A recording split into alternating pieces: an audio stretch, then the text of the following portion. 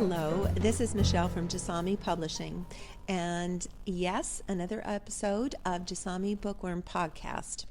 Now, I know you have all been waiting for part 2 of the chat with Judith Bowers from the Britannia Panopticon Music Hall. Yes, I learned how to pronounce it. Hello, Judith. Hello, Michelle, and well done. You said Panopticon. I know, I've been practicing. I actually wake up in the night saying that, and we won't talk about why, but... Okay. Also, who's probably going to be sitting quietly in the background is one of our new interns, Bailey. Bailey, please say hello. Hello. So we're continuing with the episode at the music hall where we left off. It was a very interesting part. I think it was about peeing. It was. It was. And its importance to the history of this building. Yes. So this is where I will have Judith continue with the story of how important it was to this building and the reason it started. So please, Judith. Well, when this music hall first opened, if you can imagine, I mean, it's a very small space, ladies and gentlemen. I know you can't see it, but it's not a huge place. But it did originally hold 2,000 people, and there were no toilet facilities. In fact, a flushing toilet was still not even in the dreams of the working classes. They wouldn't have even heard of such a thing as a flushing toilet then. So if they wanted to go out and pee, they'd have to go downstairs and into the lane. But when you got 2,000 people crammed into a small space, fighting through the crowd to go and pee in the lane was not an option. So they just urinated where they stood. Now, this is a wooden auditorium, which is why it's got such a beautiful acoustic. There's no echo in here. It's just beautiful. It carries sound, but there's no echo. And that's because it's a wooden auditorium. And of course, at this time, all auditoriums that were wooden were also heated by open coal fires. Everybody smoked, mostly pipes, knocking their hot embers onto the wooden floors, and they were lit by naked flames. They had oil lamps, gas lights, or candlelight. You know, this one had candlelight and oil light originally, gas light in the 1890s. So there were tinder boxes. So the average lifespan of a music hall was actually about 25 years before they burnt to the ground. But this one was so saturated in urine, it simply could not ignite. That is wonderful to hear, while at the same time frightening to think about. However, that saturation was quite a long time ago, but that's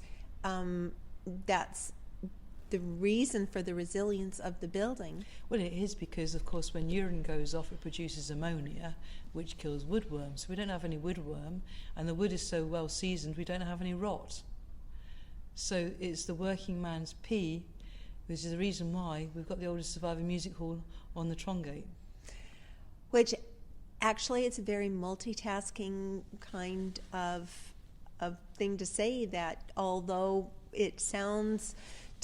Today, it sounds disgusting, but actually it's done so much good for the building itself. Urine was a very useful commodity. I mean, they used to use it down at the leather tanneries to bleach leather white. I mean, back in the day, before you had Persil and Bold and Surf with Perf, you would hold on to your urine and you'd let it go off, and then you'd take your whites down to the bleaching green, soak them in your off urine, and then pin them out for the sun to bleach them white. And to follow up on that, from what I understand, I believe this is correct, in the early days of when astronauts went up into space, their urine was just recycled to become drinkable water into that. So yes, it actually has a place in society. Now, I love looking at this building, and as you said, no one can see it. And what's most important, this building is not about restoration, it's about conservation. It is. So it's not, fabulous and new and shiny. However, if you'd please describe it to the most important parts. I love, especially when you talk about the layers of the building. please, in your own inimitable style, they will be able to create it in their head. Please tell them. Well, in sections of it, we've got a beautiful half-barrel vaulted ceiling, which is, it's got windows sort of cutting through the barrel vault with arched tops. So they're arched, beautiful arch windows, which go into this barrel vaulted ceiling, which brings the acoustic back to us. And then at that half vault, you've got a kind of zigzag wooden ceiling, a bit of wooden decoration, which is in a kind of brown and an ochre colour. Could have been white once upon a time, and that might be nicotine, but it's kind of painted brown and ochre with these and blue, like a very dark midnight blue up there as well, with these beautiful plaster roses, but they're more like a Tudor rose than a rose. They're absolutely stunning, and they're nearly all still up there. The odd one has fallen, and then in the middle of the ceiling we've got this big lattice work going on, this open lattice work with mesh, which was used to vent the auditorium of fumes, cigarette fumes and gas fumes in particular, because cigarette smoking was so prolific in this auditorium that people frequently couldn't see the act on stage through the thick blue fog. So they had to make a ventilated ceiling to alleviate the auditorium of these fumes. And in the middle of that latticework ceiling, we've got these portals, these sort of circles, all the way through the ceiling there. The circles themselves are 2 or 3 foot wide, and they were there for the gasoliers, big gas lamps, chandeliers made out of gas lamps basically, that would be lowered down when the smoking got too thick, and it would burn off the excess cigarette smoke, and then they would lift them back up again. Gas was kind of an important lighting theme in this building from the 1890s until really electricity replaced the whole lot, although we did have electric light in the 1890s as well. And if we look at the stage area, you can see a proscenium arch. The proscenium is what frames the acts on stage, and our proscenium is made out of bits of robbed wood which have been nailed together and then covered with canvas which has been painted. And from where we're sitting we can see 2 laurel wreaths, very faintly now, painted onto those canvas sections. Originally we believe there was 2 plaster laurel wreaths that were stuck on those shadows that still survive, and apparently they're somewhere in storage in the People's Palace store. Yeah, Really? Apparently so. Many years ago, Michael Knight came in here and he discovered them. This is in the 80s, and I think he apparently took them down and took them away. How he took them down, I have no idea, but Elspeth King claims that he took them away. And they are in the store somewhere, so hopefully we might find them one day and get them back. I've never found them yet. And of course above the stage you can see 3 light fittings, and they are from 1896, and there's one in the middle from 1922. So the one in the middle is 1922 and the 2 flanking it at 1896, and they're what they call workers. So when they were doing any work on the stage to sort of like build tormentors or a bit of set or whatever, they would use the working lights.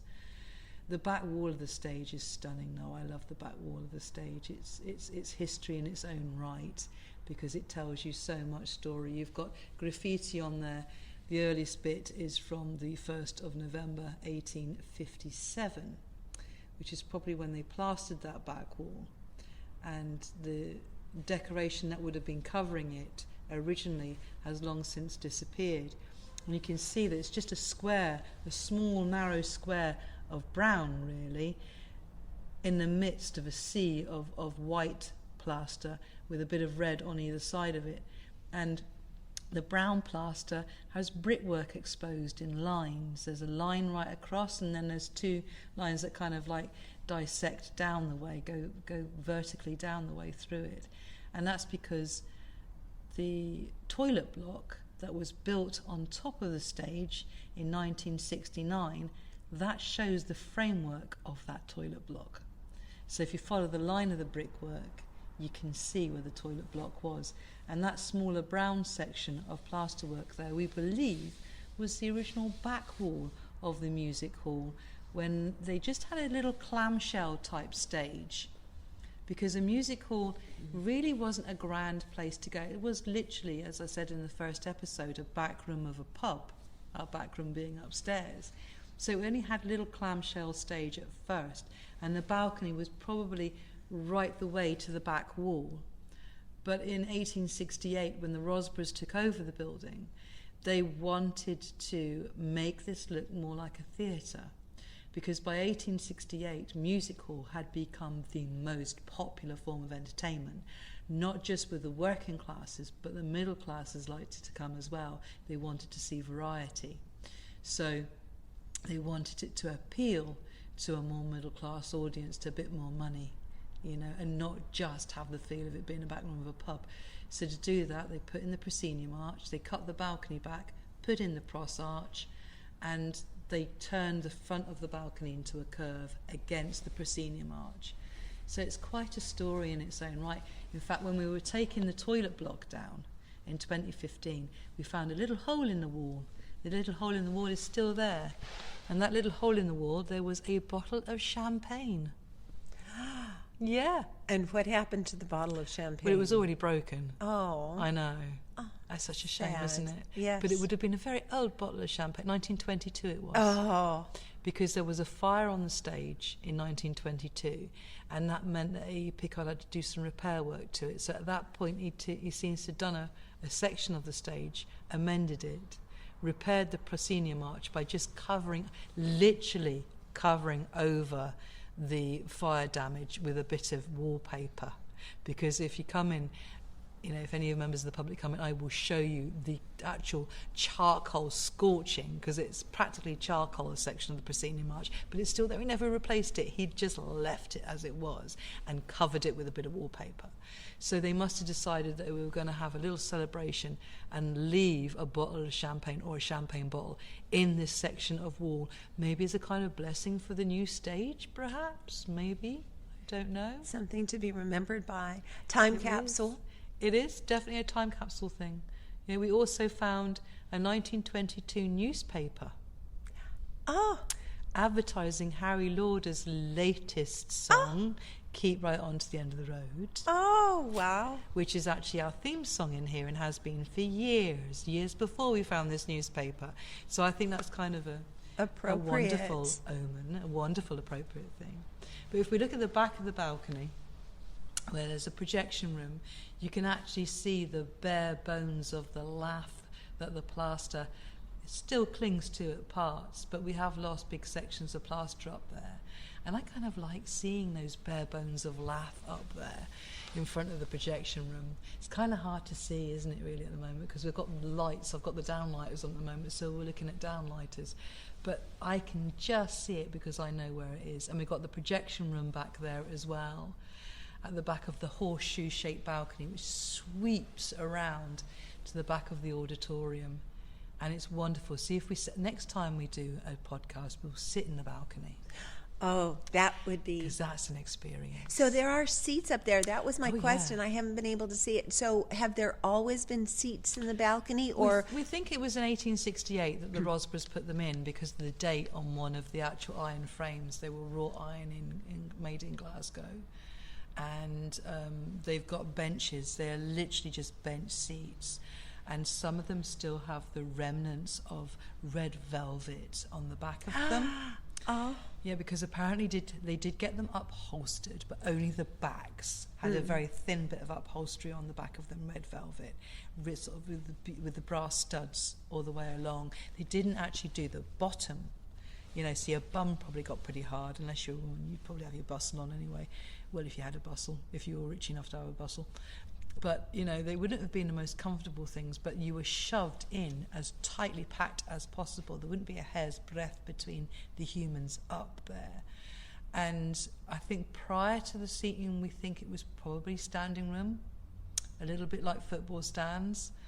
But the seating was there to sort of make it easier for people and more attractive and appealing for people to sort of stay in for a bit longer. especially with women and more middle class, whereas... Well, it was in the 1868 is when the Rosboroughs wanted to encourage a better class of clientele by trying to get women to come in. I mean, the men were wild in here, absolutely wild. They were throwing all sorts of objects at the stage.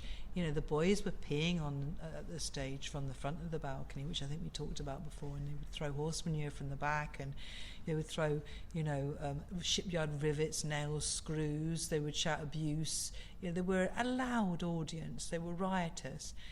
And I think they thought that by encouraging women to come in, by increasing the bill from dancing girls and singers and, comedy acts, comedy singers, by bringing in stuff like high wire and trapeze and novelty acts, which I think we discussed before. I think that was to try and encourage women to come in and families to come in.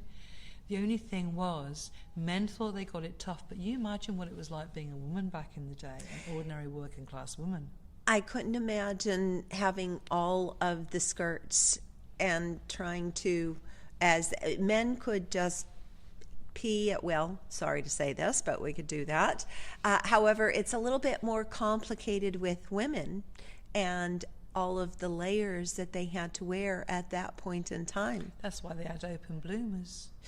Yes, that would make sense, but it would still be if you were stuck in the middle of it. Definitely not want to drink a lot of water or wine before you came. No, you wouldn't. And I think the other disadvantage for women, of course, women at that time had a really tough life anyway, because you were mother and wife, but you also would work. You would work in the factories and the mills, not necessarily the shipyards, but you would do long shifts, and then you would have to feed the children and look after the children and do the washing of the clothing and whatever housework needed to be done, wherever you lived.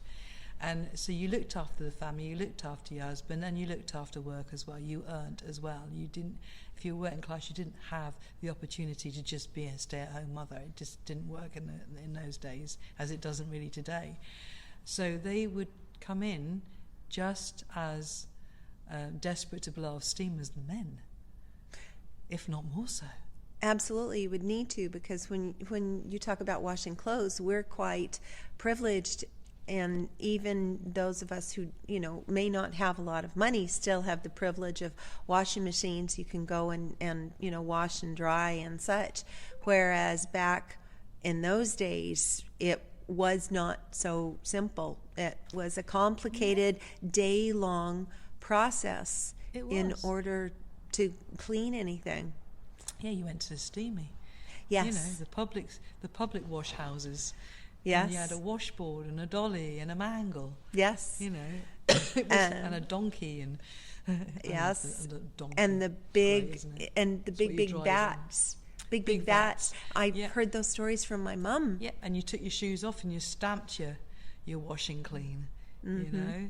Must have been wonderful. Yeah, Mama used to talk about the steamy, and I know that there's they have that musical, the steamy, but that's actually a more modern steamy than the ones that they were talking about those, which was, when we say the steamy, it's, 30s and 40s, and, well, not into the 50s. Yeah, but they were around in the 1800s as well. They were a Victorian invention. And prior to that, of course, it was the bleaching greens, where you literally soaked your stuff and then pinned it out on the green. Yes, which very, very different. So this has more to the history of it. Now, the one part that I'm always intrigued by, Judith, is you talk about the layers, and there's one particular part of the music hall that has several layers. Please tell the audience about that. It's the peeling layers really literally reveal different layers of decoration throughout its history, which are quite lovely. Up in the barrel vault, you can just see how actually some of them hang down. You can see how the yellow ochre sort of layer hangs down, and behind that you've got like a pale blue layer and a white layer and a dark blue layer with golden stars. You can just see some of the golden stars up there, and it's absolutely beautiful. And underneath that, which you can't see from down here, is another section that's stripped back its layers to the earlier layers beneath, where you can see beautiful stenciling in blue of these gorgeous sort of stylized thistles in like an Egyptian palm tree style. They're kind of strange to describe. And then when you go into the front house balcony, again there's layers and layers that have revealed themselves, particularly of the wallpaper. There's one whole wall of wallpaper. We can see some of it actually poking through the proscenium arch there. You can see like a darkness coming through the gold of the proscenium arch. And that dark stuff has got flowers all over it. It's all dark flowers. It's hideous. I mean, you wouldn't want it on your walls, to be honest. But it's very textured. And it's a tapestry wallpaper, and it was actually made on London Road in Glasgow. And we've got that same wallpaper on the front wall, covering the entire front wall behind the facade. It's absolutely stunning. It really is. Well, like I say, you wouldn't want it in your own house, but it is very interesting to see the style from the 1890s. So we think that's the 1890s decoration. So it's layer upon layer upon layer that has been built up over the years. One of the most fascinating aspects, I love the building, adore the building, but I have to say the dress that sits on the side is so stunning. It's so beautiful. What era does that come from, Judith? That skirt itself is from the 1880s. It's a dancer's skirt. It's actually from Scottish Ballet, I think, that gave us that one. We've got 5 of them. And if you actually try and lift it, you'll feel it's immensely heavy because the sequins that are on it are pre-plastic. So they're made of brass. It is absolutely gorgeous. And to have that piece of history and know and see how tiny it is and know someone wore that and they performed in it and how beautiful and the condition it's in. I saw that and just fell beautiful. In love with it. It's so stunning. It doesn't even fit the dummy. It's so tiny. In fact, there's a gap of about 3 inches around the waist of it because you just literally cannot fit it onto a dummy. There's no dummy small enough. I think the waist size on that is about 17 inches. It seems hard to fathom that nowadays, because it's so little. But they were, it went along with the history of the time. People were generally, they were smaller in stature, obviously because they didn't have, they didn't eat the way we do now. There was no There McDonald's. was a different diet completely, completely. and how they worked and such. So when you see that, and that it plays on the imagination, because I love to think of the person that wore that and what it was. So I see lovely framed pictures and such all around us. Judith, just describe a couple of things so they can see it before they come to visit in person, obviously. Actually, some of those will be disappearing fairly soon. What we like to do is try and illustrate what the building looked like before. And you've got a picture in a frame over there, for example, of the facade in the 1880s, 1881. And it's part of the Annan collection in the fact that when they were doing the Housing Improvement Trust in Glasgow in 1881, before they demolished a lot of the very old buildings that were desperately falling down, they were in terrible condition, and they started to rebuild Glasgow at that point, they took photographs all over the city, and that's what the photograph they took of the facade of this building. And that's what we recreated in 2008. The architects took that picture and recreated the shop front, recreated the lights, which are huge. They're actually about 5 foot tall, those lights at the front of the building. I know they don't look it when you're standing underneath them, but I've been inside one of them, so they are just over 5 foot tall. Oh my. And and they've recreated the putti, because at the front of the building is actually putti near the top. And a putti is a bit like a cherub, except without wings, is a toddler, not a baby, and is evidently male. We'll leave that to everyone's imagination. Yeah. I'm sure you can imagine it as well. And then you've got, in other frames, you've got things, for example, we've also got a picture of what the auditorium looked like before we took out the false ceiling.